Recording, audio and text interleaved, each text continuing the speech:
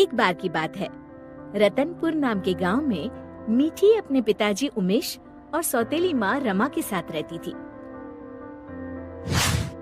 उसकी सौतेली माँ उससे बहुत काम करवाती। मीठी, कुएं से पानी लेकर आओ। हाँ माँ, अभी लाती हूँ। रास्ते में धूप से बचने के लिए वो एक लीची के पेड़ के नीचे खड़ी हो गई। तभी उसका ध्यान लीची के पेड़ की तरफ गया। लगता है इसको पानी की जरूरत है। मैं आज इसमें थोड़ा पानी जरूर डालूंगी।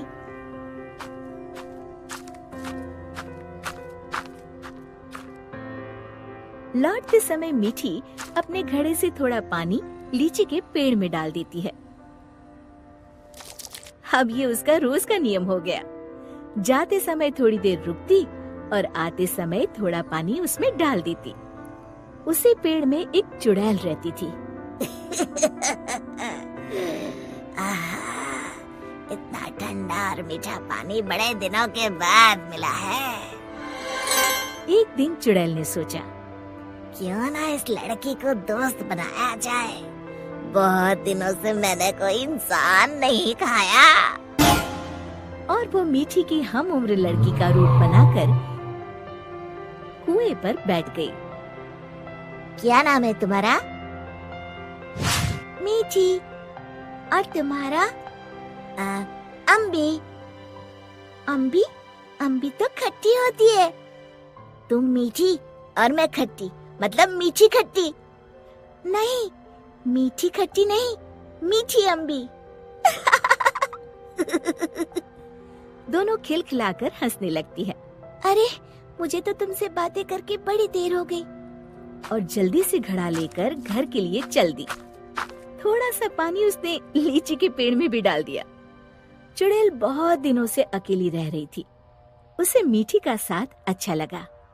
वैसे मीठी अच्छी लड़की है, क्यों ना इसे अपनी दोस्त बना लूं।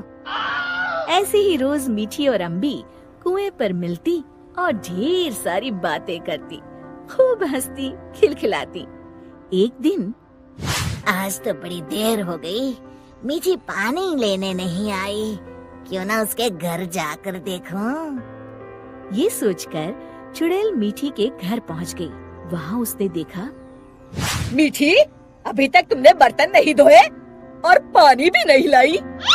बस माँ, खाना खाकर अभी बर्तन धोती हूँ। कब से खा रही हो? जल्दी उठो, बहुत काम है। खाना खाकर मीठी बर्तन धोने लगी। आज मैंने लीची के पेड़ में पानी भी नहीं डाला और न ही अपनी दोस्त से मिल पाई। तभी चुड़ैल ने जादू से पूरे बर्तन 1 मिनट में धो डाले। मीठी आश्चर्य से यहाँ वहाँ देख रही थी कि चुड़ैल उसके शरीर में प्रवेश कर गई और वापस आकर सोफे पर लेट गई। अच्छा, तो राजकुमारी आराम फरमा रही है। बर्तन कौन धोएगा? धुल गए। रमा को मीठी की आवाज भारी सी लगी। अच्छा, जादू से धोए हैं क्या? हाँ। अब झाड़ू कौन लगाएगा? कपड़े कौन धोएगा? तुम। और कौन? अच्छा, तो मुझे जवाब देती है। ये कहते हुए रमा ने मीठी का हाथ पकड़कर झकझोर दिया। पर मीठी रोज की तरह रोई नहीं, तो रमा को और तेज गुस्सा आ गया। मारने के लिए आगे बढ़ी ही थी कि मीठी ने उसका हाथ पकड़कर गोल घुमाकर छोड़ दिया। रमा तेजी से गोल गोल घूमने लगी। कुछ देर तक घूमने के बाद रमा ने एक बार फिर हाथ उठाने की कोशिश की। इस बार एक धक्के में रमा घर के चारों कोनों में टकराई और फिर एक कोने में जाकर गिर पड़ी। अब जाकर कपड़े धो। जाती हूँ।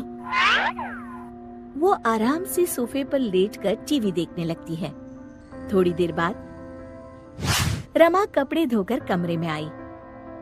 जाओ, जाकर झाड़ू पोछा करो। रमा कुछ बोलने ही वाली थी कि मीठी की लाल लाल आंखें देखकर डर गई। लगाती हूँ, अभी झाड़ू लगाती हूँ। इतने में मीठी के पिताजी आते हैं। उन्होंने पहले कभी रमा को काम करते हुए नहीं देखा था। रमा, तुम काम क्यों कर रही हो? मीठी कहाँ है?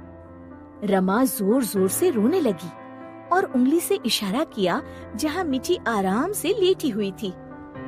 मीठी, मैं क्या देख रहा हूँ?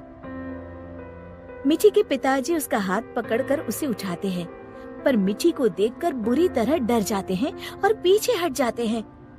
ये देखकर मीठी के शरीर में घुसी चुड़ैल जोर जोर से हंसती है।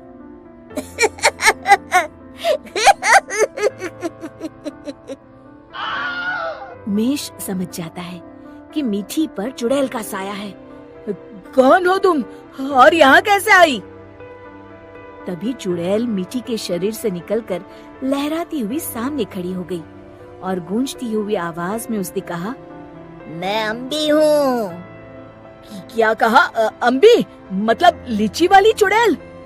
हाँ, और मीठी मेरी दोस्त है। तुम लोग उसे बहुत परेशान करते हो। मैं तुम सबको खा जाऊंगी।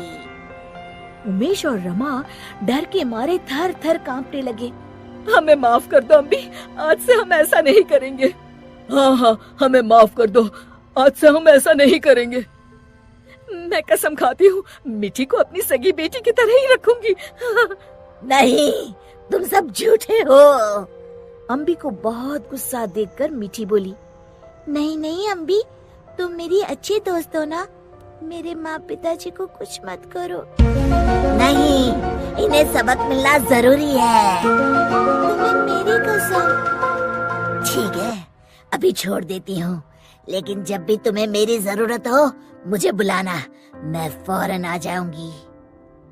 और फिर उस दिन के बाद से रमा ने कभी मीठी को तंग नहीं किया। शिक्षा: हमें किसी के भोलेपन या मजबूरी का नाजायज फायदा नहीं उठाना चाहिए।